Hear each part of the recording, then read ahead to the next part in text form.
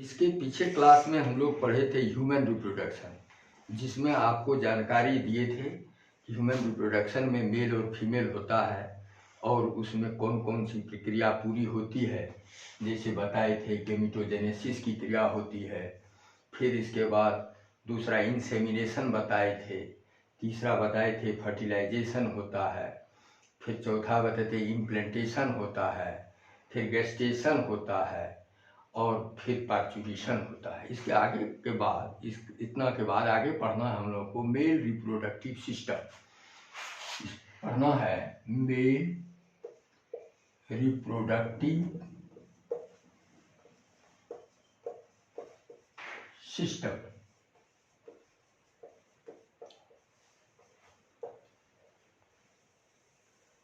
Male reproductive system पढ़ने के लिए सबसे पहले इसमें क्या क्या होता है उसके बारे में हम लोग जान लें। जैसे कुछ जो हम लोग बाहर देखते हैं, जो दिखलाई पड़ती है, उसको कहते हैं वाह्य जनेंद्री। और वाह्य जनेंद्री में मेनली आता है पेनिस, टेस्टिस, वाह्य जनेंद्री है। लेकिन फिर उस टेस्टिस का सेक्शन काटते हैं, सेक्शन काट करके देखते हैं, वो अलग से हम दिखावेंगे। और जो नहीं देखे तो इंटरनल पार्ट हो जाता है। जैसे इसमें फर्स्ट आता है टेस्टिस, दूसरा आता है इसमें एसेसरी डक्ट, एसेसरी डक्ट, तीसरा आता है ग्लैंड्स,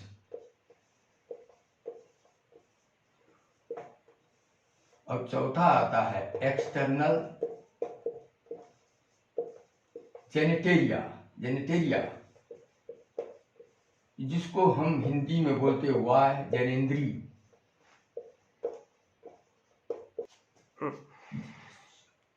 सॉरी, ये तो गलत हो गया, जेनेटेलिया होता है, जेनेटेरिया नहीं, जेनेटेरिया, वाह्य जनेंद्री।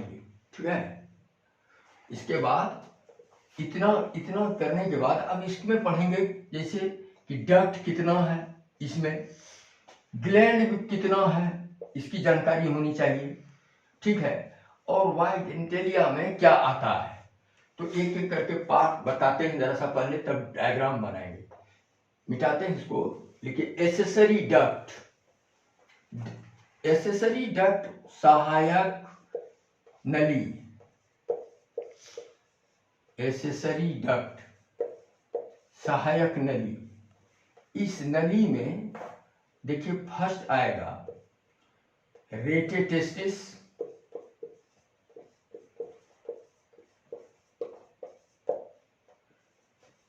वास efferentia,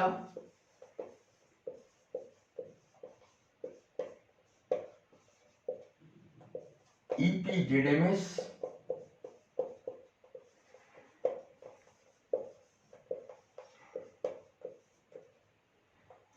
vas deferens, vas deferens. ये चार आते हैं एसेसरी डक्ट में। रेटेटेस्टिस वन, वास इफ्रेंसिया, इपीडिडेमिस, वास इफ्रेंसिया के बाद इपीडिडेमिस और वास डिफरेंस। ये चारों हम लोग डायग्राम में देख लेंगे। ये हुआ एसेसरी डक्ट। इसके बाद ग्लैंड्स के बाद, ग्लैंड्स में देखिए ग्लैंड्स के अंतर्गत फर्स्ट आता है seminal vesicle, prostate gland,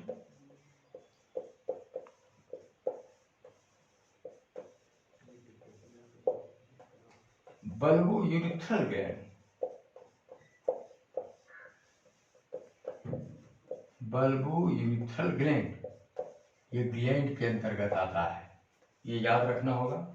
accessory duct के अंतर्गत क्या क्या आया, ग्लैंड के अंतर्गत क्या क्या आया। इसके बाद एक्सटर्नल जेनेटेलिया,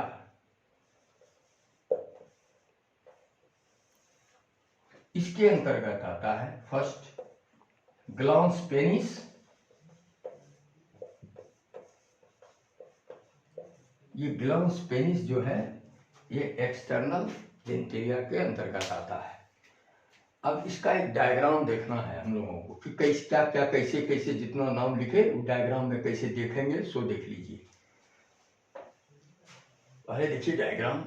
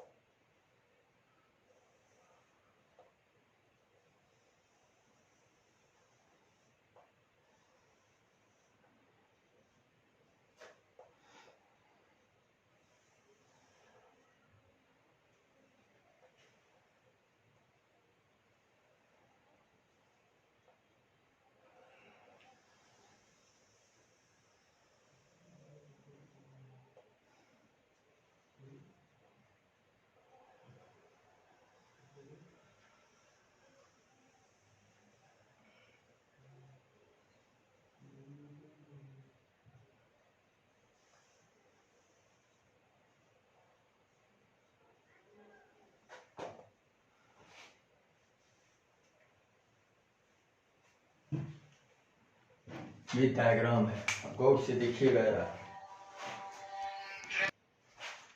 अब जो है ये डायग्राम देख रहे हैं जो बनाए हम, ये नाम लिखते हैं हम एक एक करके। पहले आप गौर से देखिएगा और जो इसके पीछे अभी तुरंत जो बताया आपका सब ग्लैंड्स कहाँ है, इसके बाद एसेसरी डक्ट कहाँ है, एक एसेसरी डक्ट इसमें आपको दिखलाई पड़ेगा। बाकी जब इसका टेस्टिस का टीएस काटेंगे तब उसमें हम लोग देखेंगे।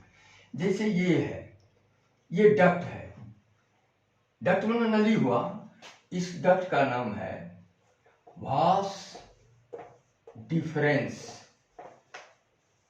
वास डिफरेंस ये नली, ये ऊपर की ओर स्पर्म चढ़ता है। देखिए भाई, ये बाहर है टेस्टिस, सिर्फ यही बाहर के बाह्य जननेंद्रिय है, और ये तो एब्डोमेन में है, ये पेल्विक रीजन में पूरा पार्ट फंसा हुआ है। यहाँ स्पर्म टेस्टिस में बनता है, और इसी ये टेस्टिस में जो स्पर्म बनता है यही स्पर्म चढ़ता है, इस ऊपर जाता है। वो जो ऊपर जा रहा है स्पर्म, ये वास डिफरेंस से जा रहा है और चढ़ करके ऊपर की इस तरह आ रहा है, वो ये वास डिफरेंस से आता है। ये इसका नाम है, ये सेमाइनल वेसिकल, इसका नाम सेमाइनल वेसिकल है, सेमाइनल वेसिकल। और ये जो देख रहे हैं ना, ये इसका नाम है यूरिनरी ब्लैडर, यूरिनरी ब्लैडर, ये यूरिनरी ब्लैडर है। आप गौर से देखिए, इस साइड में ऐसे ये प्रोस्टेट है, ये प्रोस्टेट ग्लैंड है, प्रोस्टेट ग्लैंड है। इसी से इसमें इस तरह नीचे ऐसे ये लगा हुआ है बल्बो यूरिथ्रल ग्लैंड, इसका नाम है बल्बो यूरिथ्रल ग्लैंड।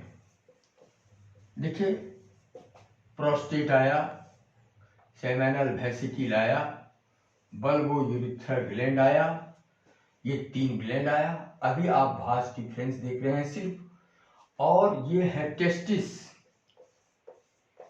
ये टेस्टिस है।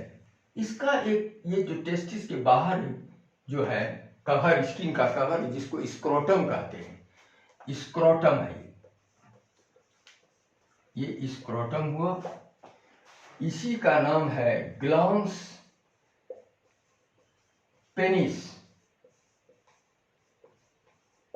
और इससे एक स्किन चढ़ा रहता है, इस तरह स्किन रहता है, इसको कहते हैं फर स्किन। और ये जो है इसको कहते हैं मूत्रबार, जिसे यूरिन पास होता है। अब एक गौर से देखिए, ये सेमिनल वेसिकल है, ये वास डिफरेंस से स्पर्म आ रहा है बाबू, और ये तीनों का एक जंक्शन है, इधर से आ रहा है, इससे मिल रहा है, तो ये जो जंक्शन है इसका नाम है इजेकुलेटरी डक्ट। इसका नाम है, देखिए, सेमिनल वेसिकल, प्रोस्टेट और ये यूरिन पास करने का जो रास्ता है इसका नाम है इजेकुलेटरी डक्ट। यहाँ पर तीनों मिल रहा है ना, इसका नाम है इजेकुलेटरी डक्ट। डक्ट माना तो नली होता है। अब इस सब से डक्ट जो है प्रोस्टेट, सेमिनल वेसिकल, बल्बोयूथेरल का तो कोई खास काम है नहीं, लेकिन इसमें कैल्शियम, एंजाइम, ये मुख्य रूप से, और फ्रुक्टोज, ये चीज होता है। ये क्या करता है? कैल्शियम जो है ये अल्कलाइन फॉर्म बनाता है, स्पर्म को अल्कलाइन फॉर्म में रखने का काम करता है। ये सीमन है, ये जो कि लिक्विड फॉर्म में होता है, उसमें उसको स्पर्म को ताकत देने के लिए फ्रुक्टोज रहता है। उसमें मेनली फ्रुक्टोज तो फल में भी पाया जाता है, लेकिन ये इसमें भी फ्रुक्टोज है और कैल्शियम है। तो कैल्शियम का काम है एक ही मेनली अल्कलाइन फॉर्म में, क्योंकि वेजिनल पार्ट में, जो पार्ट के अंदर जो पार्ट है उसमें एसिडिटी ज्यादा होती है, एसिड की मात्रा ज्यादा होती है, इसलिए इसको अल्कलाइन फॉर्म में रखने के लिए कैल्शियम काम करता है। अब देखिए, ये सेमिनल वेसिकल, ये जो चलता है टेस्टिस में स्पर्म बनता है, तो ये वास डिफरेंस से जो चलता है वो कोई लिक्विड फॉर्म में नहीं चलता है। वो स्पर्म जब यहाँ आता है सेमिनल वेसिकल में, तभी उसको लिक्विड मिलता है, तब वो लिक्विड फॉर्म में चलता है और लिक्विड फॉर्म में चल करके तब बाहर आता है। लेकिन कैल्शियम इसलिए रहता है कि इस लिक्विड फॉर्म को पूर्ण रूप से अल्कलाइन फॉर्म में रखे इसको, क्योंकि वेजिनल पार्ट अंदर में जो है एसिडिक फॉर्म होता है, तो उसको सरवाइव करने के लिए ये कैल्शियम जो है इस लिक्विड, इसको स्पर्म को अल्कलाइन फॉर्म में रखता है। ये डायग्राम है आपका, और अगला क्लास में फिर इसके अलग से कैसे स्पर्म का फॉर्मेशन होता है, और जो छूट गया आपका, जैसे कोई बहुत चीज आपने नहीं देखा, अगर क्या क्या नहीं देखा, रेटे टेस्टिस नहीं देखा, भास डिफरेंशिया नहीं देखा, इपीडेडेमिस नहीं देखा, तो वो चीज जब टेस्टिस का सेक्शन टीएस काटेंगे उसके अंतर्गत हम दिखलाएंगे अगले नेक्स्ट क्लास में।